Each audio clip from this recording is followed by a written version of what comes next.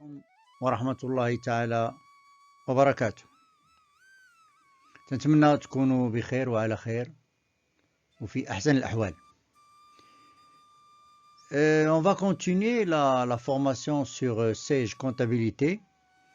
Bien sûr, on cherche à analyser les différentes opérations de manière approfondie et on cherche aussi à maîtriser le logiciel. Donc je profite de l'occasion pour faire un petit rappel, pour vous donner des conseils, du coaching, des choses à faire et des choses à éviter. Marhaba biljami'. Pour pouvoir suivre dans cette vidéo, vous devez au préalable avoir un certain nombre de connaissances. Surtout le passage de la comptabilité académique à la comptabilité professionnelle, comment créer le dossier comptable Sage, comment créer le plan comptable, comment paramétrer le plan comptable marocain et comment créer des journaux auxiliaires. Toutes ces données sont présentées par des vidéos que j'ai déjà publiées. Donc je vous demande de les voir au préalable avant d'attaquer avant de suivre cette vidéo.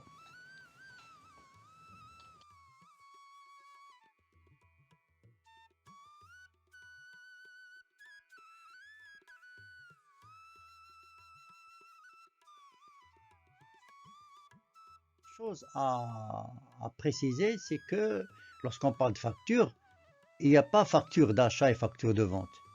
Il n'y a qu'une seule facture. Et la facture, elle est établie par le fournisseur. Elle est établie en plusieurs exemplaires. Un exemplaire pour lui-même, qu'il va présenter pour le service comptabilité.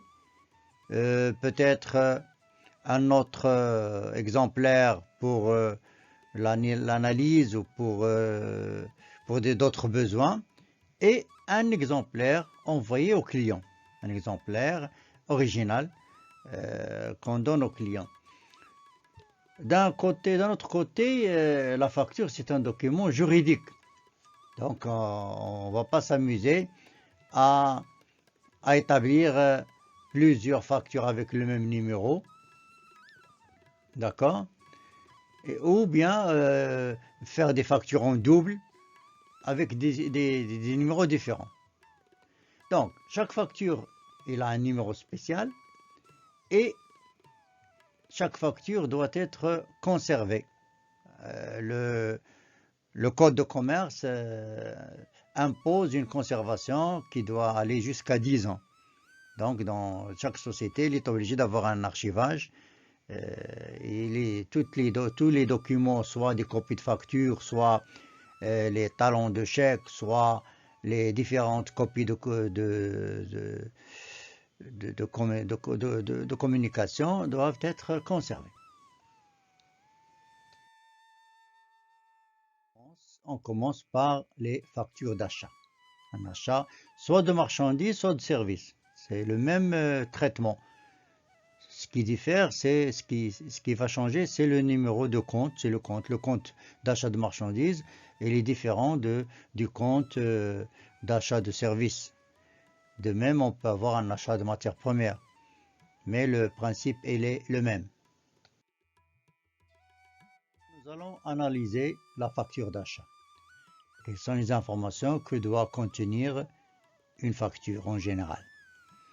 Alors, comme vous pouvez le constater, au niveau de l'entête, nous avons dit que c'est le fournisseur qui établit la facture.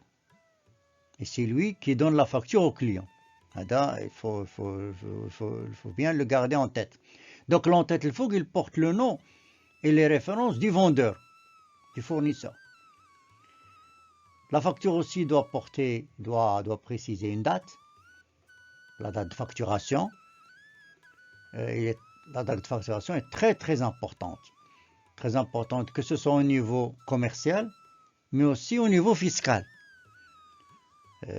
Lorsqu'on parle par exemple de TVA, la TVA que vous donnez à l'État par exemple, lorsqu'il s'agit d'une vente, ou que vous voulez récupérer lorsqu'il s'agit d'un achat, eh bien cette TVA il va prendre en considération la date. Vous ne pouvez pas déclarer quand vous voulez. Il y a une législation dans ce sens. De même, juste après le numéro de facture, eh bien nous avons ici client. Alors nous remarquons que c'est à partir de la présentation de la facture que nous allons définir est-ce qu'il s'agit d'une facture d'achat ou d'une facture de vente. Nous tenons la comptabilité de la société Frigomart, d'accord? Donc nous travaillons chez Frigomart, ou bien nous tenons la comptabilité en général, nous tenons cette comptabilité. Ce qui fait, c'est un document qui nous est envoyé par un fournisseur. Donc automatiquement, on se rend compte qu'il s'agit bien d'un achat. Donc, à partir de la présentation de la facture que vous avez devant vous, vous devez automatiquement détecter est-ce qu'il s'agit d'un achat ou d'une vente. C'est très très important. Ensuite, vous avez le numéro de facture, c'est déjà dit. Il y a le montant hors taxe. Donc, c'est le total de la marchandise. C'est celui-là, d'accord? Donc, on ne va pas s'intéresser aux détails de la facture, hein, les quantités, etc. On va prendre que le montant global. Hors taxe, il y a un montant de TVA que nous allons enregistrer dans un compte de TVA, un montant TTC, c'est le net à payer, et vous avez le mode de paiement. Le mode de paiement, il y a une partie en espèces, et là, il y a un effet. Exprès, j'ai mis ici l'effet pour changer un petit peu, pour sortir d'une facture tout à fait normale et très simple. Bien, donc nous allons avoir besoin d'un certain nombre de comptes. Nous avons le fournisseur, nous avons la date, nous avons le numéro de facture, donc 1, 2, 3 comptes. On va pas prendre en considération nos références parce que c'est nous, là c'est nous, hein. Donc nous avons 1, 2, 3, 1, 2, 3 informations, 4 informations, 5, 6 et 7. Au niveau de la comptabilité, ça va nous faire un compte fournisseur, un compte. Ça va nous faire un montant hors taxe, c'est là. Un achat hors taxe. Nous allons avoir un compte de TVA. Et au niveau du paiement, nous allons avoir une partie. Et nous allons avoir aussi, net à payer, qui peut être au comptant ou à crédit. Nous avons une partie en espèces et partie effet. Ce qui nous fait 1, 2, 3, 4, 5, 6. 6 comptes à utiliser. Ce qui est de la comptabilisation. Donc nous avons la facture à droite. Nous avons dit qu'il s'agit d'un achat. Donc quels sont les journaux auxiliaires, les journaux utilisés? Donc nous avons le journal achat et le journal caisse. Et les comptes que nous allons utiliser, bon, il y a le compte achat de marchandises, il y a le compte de TVA, et il y a compte de l'effet à payer, compte fournisseur et compte caisse. Alors vous remarquez que au niveau du compte d'achat, nous avons mis 8 chiffres, 6111 et 4 chiffres. Bon, ça c'est pour le paramétrage du logiciel. Pour plus d'informations, je vous envoie une vidéo que j'ai déjà publiée. Pour ce qui est de la TVA, alors vous remarquez ici que, premièrement, il s'agit d'une TVA récupérable sur charge, à ne pas confondre avec TVA récupérable sur immobilisation. Et la différence, c'est ce numéro-là. D'accord? 3455-2, c'est récupérable sur charge. 3455-1, pardon, c'est récupérable sur IMO. Mais vous remarquez qu'il y a ici 20. Hein, j'ai ajouté 20. Bon, ce numéro 34 55 20 20, ça n'existe pas au plan comptable. Donc, nous avons décidé, au niveau de notre comptabilité par exemple, de subdiviser le compte de TVA en sous-compte par rapport au taux. Hein. Donc ici c'est un taux là, 20%, c'est le taux. Donc je voudrais mettre les taux de TVA 20% d'un côté, taux de 10% d'un autre côté, 7%, etc. Entre parenthèses, je vous précise que les taux actuels de TVA sont 7, 10, 14, 20. Mais il y a un projet en cours et dans les prochaines années, nous allons nous trouver rien que devant deux taux, 10 et 20%. Je ferai une vidéo là-dessus. Bien. Au niveau des effets, donc, nous avons un compte spécial, effet à payer.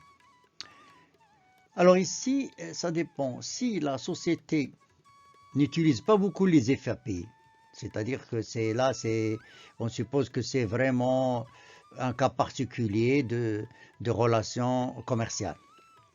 C'est pour ça que ce compte effet à payer, je vais l'ajouter, je vais le comptabiliser au niveau du journal achat. Voilà, c'est là. C'est pas très joli, donc je l'efface, je mets une autre couleur plus claire, voilà. Une couleur plus claire, excusez-moi. Donc, pardon. Donc dans le journal auxiliaire achat, je vais mettre aussi, dans le journal auxiliaire achat, je vais mettre aussi le compte effet à payer. Si par exemple nous avons des effets continuels, on utilise les effets tout le temps, alors à ce moment-là, il faut créer un journal auxiliaire spécial effet à payer. Moi, je préfère ceci. Il y a des comptables qui préfèrent à ce que les effets soient mis dans un journal auxiliaire OD, journal auxiliaire opérations diverses. Mais moi, je pense que s'il y a beaucoup d'effets, pour faire le suivi des effets, les échéances, les règlements, etc., peut-être des opérations d'escompte, etc., il vaut mieux qu'il y ait un journal auxiliaire effet à payer. Pour la création des journaux en général, là aussi, je vous renvoie à une vidéo que nous avons déjà publiée. Pour le client, excusez-moi, je veux dire le fournisseur. Le fournisseur, c'est la société Vantec, d'accord?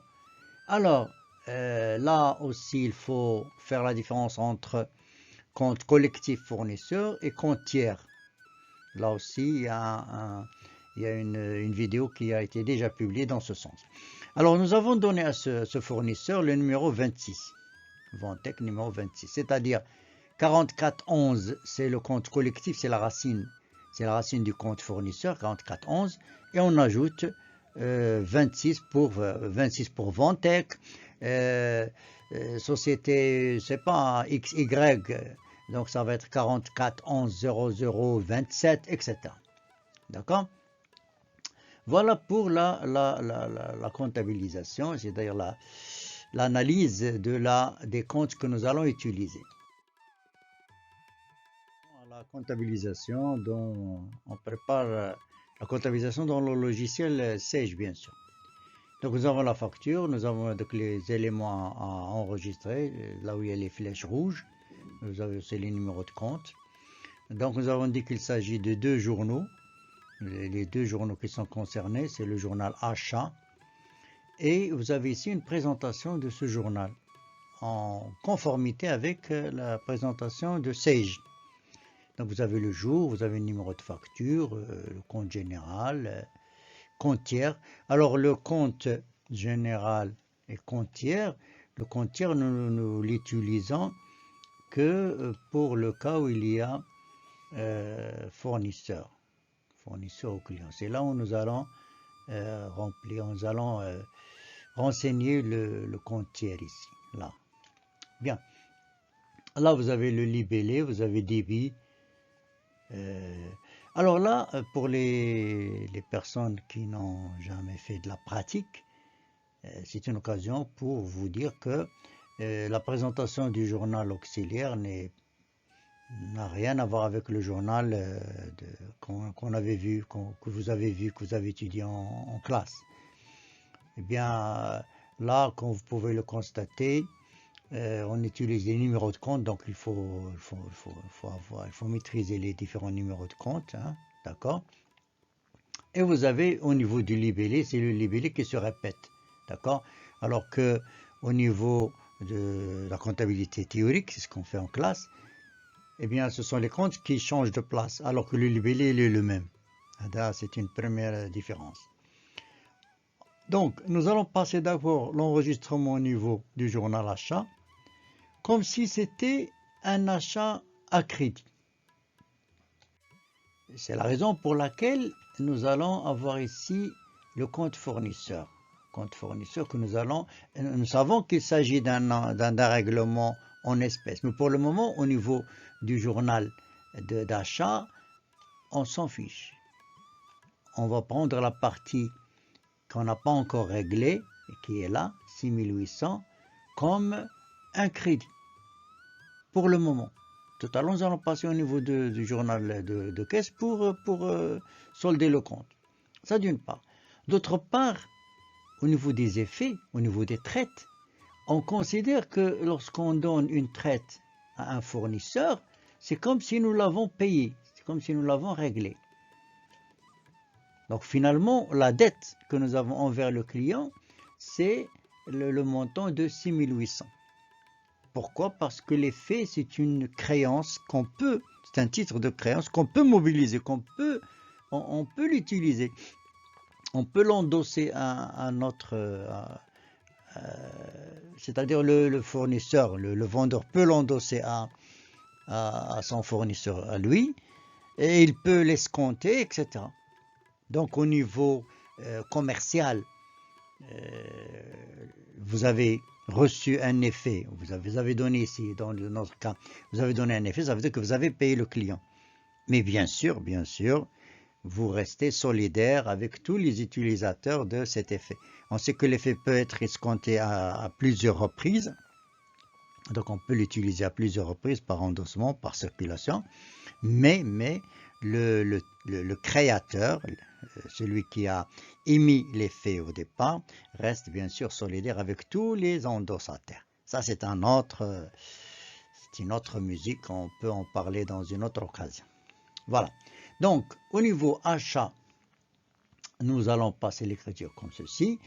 Et ensuite, nous allons fermer le compte, le journal achat, et nous allons passer au journal caisse pour, vous voyez là, par exemple ici, au niveau du compte fournisseur, ici il est débité, alors qu'il a été crédité à ce niveau-là.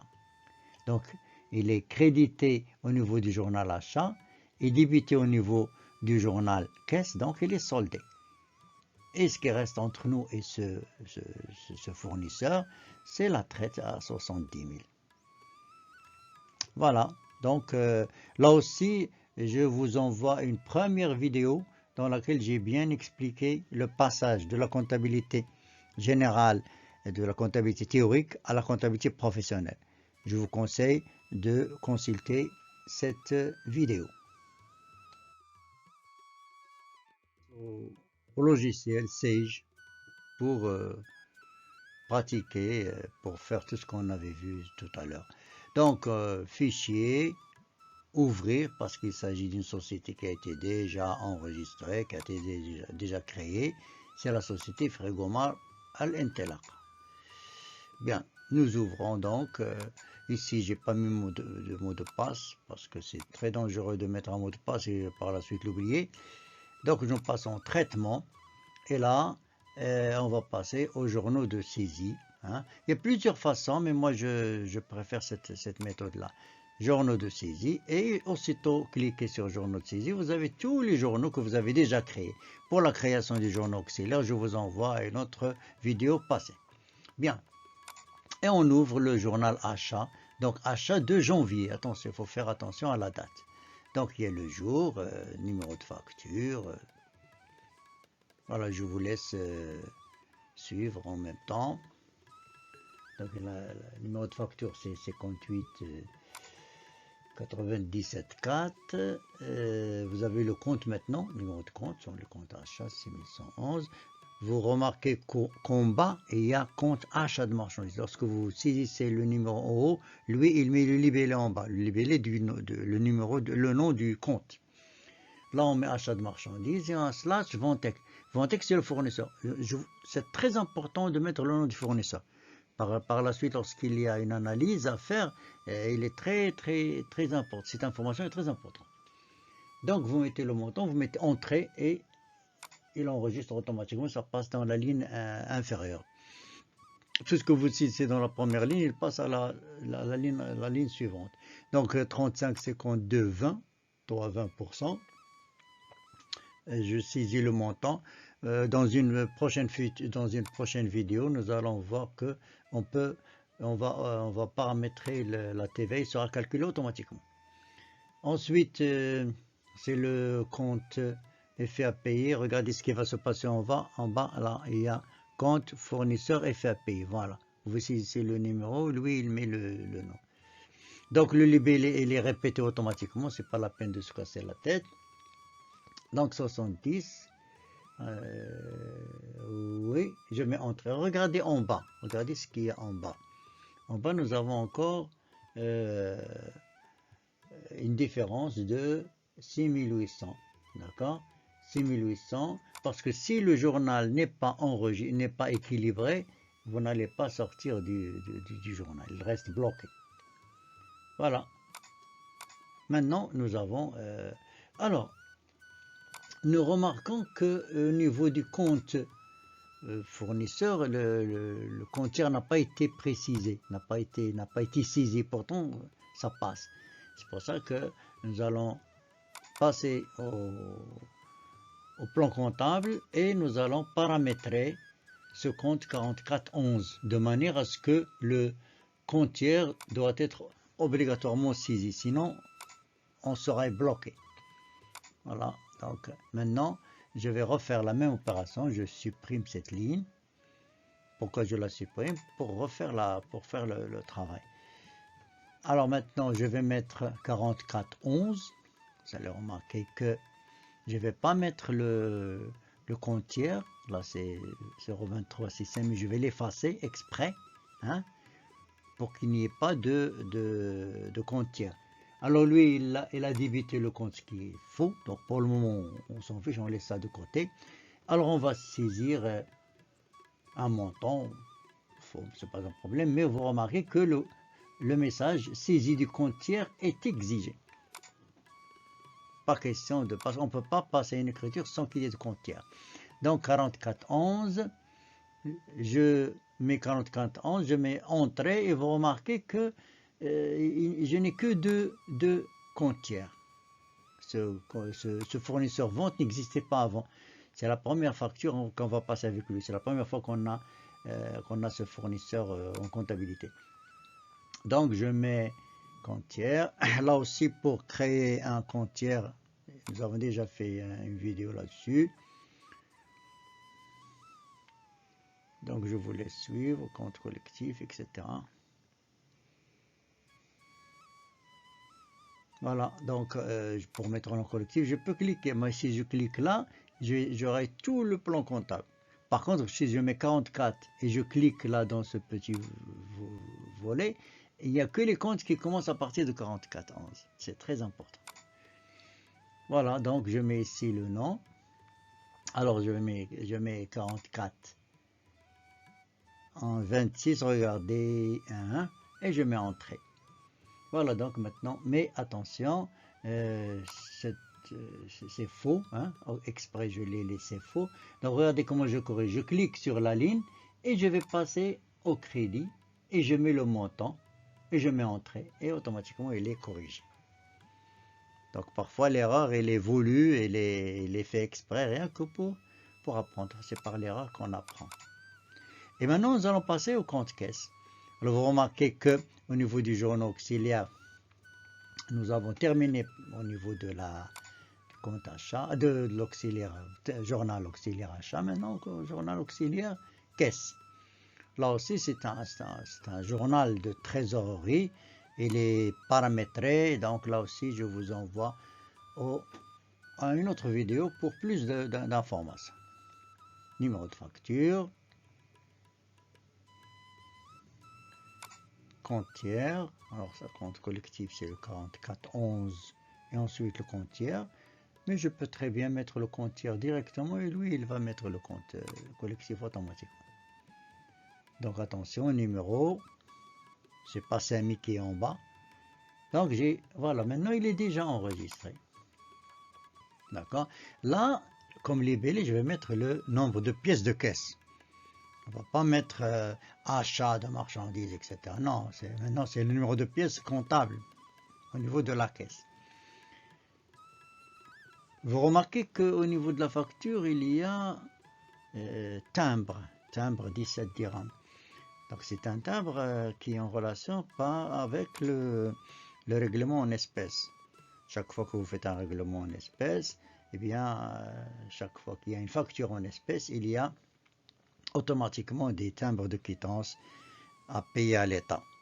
Là aussi, je vous envoie au niveau fiscal à la déclaration au niveau de simple droit d'enregistrement et timbre. Simple enregistrement et timbre que j'ai déjà publié. Donc il y a beaucoup de choses à voir. Voilà, à présent, j'ai le compte achat, j'ai le compte caisse, qui sont tous les deux enregistrés. C'est pour ça qu'il y a cette petite icône. Et je ferme. Voilà. Donc je reparle encore une deuxième fois de ce fameux droit de timbre, 17 dirhams. Je ne l'ai pas pris en considération au niveau de la comptabilité parce que c'est très peu, c'est une très petite somme. Mais attention, cette somme-là, il faut la déclarer à la DG. D'accord? Avec notre fournisseur. Notre fournisseur ne va pas réclamer 17 dirhams parce que normalement, le total net à payer ne doit pas être 76 800. Il doit être 76 817. Mais 17 dirhams, parfois on suppose que le fournisseur ne veut pas trop insister, donc au niveau commercial ça peut passer comme ça. Bien, d'où vient 17? Bien, là je vous renvoie à cette vidéo pour vous montrer le calcul exact de ces droits de timbre.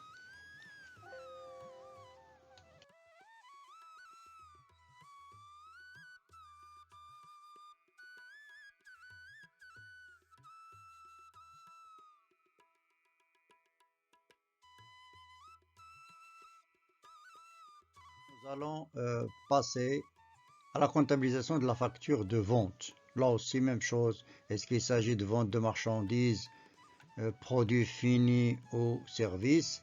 Eh bien, le principe est le même, mais faites attention au compte. Attention, vente de matières premières, ça n'existe pas. Hein? Donc, soit vous vendez de la marchandise, soit vous vendez des produits finis. Produits finis, lorsque vous faites de l'industriel, vous fabriquez, vous transformez. Et marchandises, lorsque vous vendez en lettres. Donc, c'est un petit détail très simple. Nous allons analyser la facture de vente.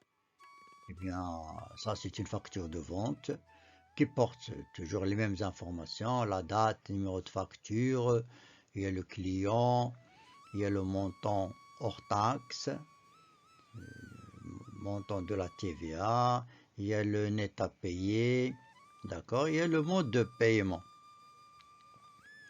Voilà, le mode de paiement, c'est donc, mode de paiement, c'est un règlement par chèque, donc c'est en relation avec la banque. Là aussi, à première vue, nous comprenons qu'il s'agit d'une vente parce que nous, c'est Frigomart et le client, c'est Nada. Donc, on n'achète pas chez le client, on vend au client. Donc c'est clair.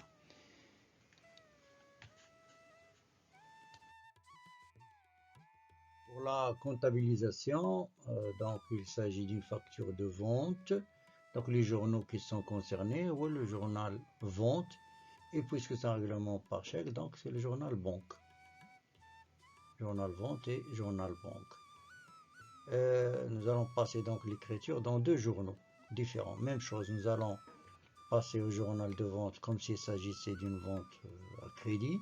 Et ensuite, nous allons passer au journal banque. Alors, les mêmes remarques au niveau de la TVA. Le compte correspondant à la TVA, c'est la TVA facturée. TVA facturée. Et nous allons aussi utiliser 20 pour un taux de TVA de 20%. Donc, le même raisonnement que tout à l'heure. Pour ce qui est du compte tiers, eh bien, le compte tiers, nous avons ici Technicom auquel nous avons donné le numéro 30. Et il y a la banque.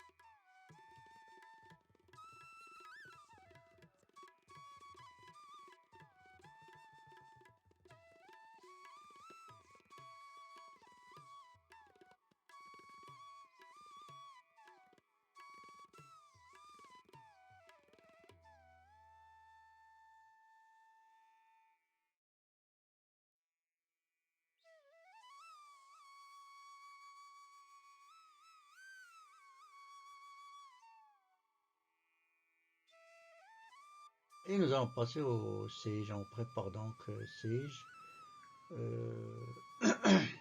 Pardon. Nous allons avoir deux journaux auxiliaires et ils seront présentés de la même façon que tout à l'heure. Donc journal vente, il serait présenté comme ceci. Journal banque comme cela. Même remarque, on passe l'écriture comptable au niveau du journal de vente, comme s'il s'agissait d'une vente à crédit. Vous voyez, regardez ici. Et c'est ensuite, la règle de base, c'est qu'au niveau des journaux vente et achat, il ne doit pas y avoir de l'argent. Il ne doit pas y avoir de l'espèce ou banque.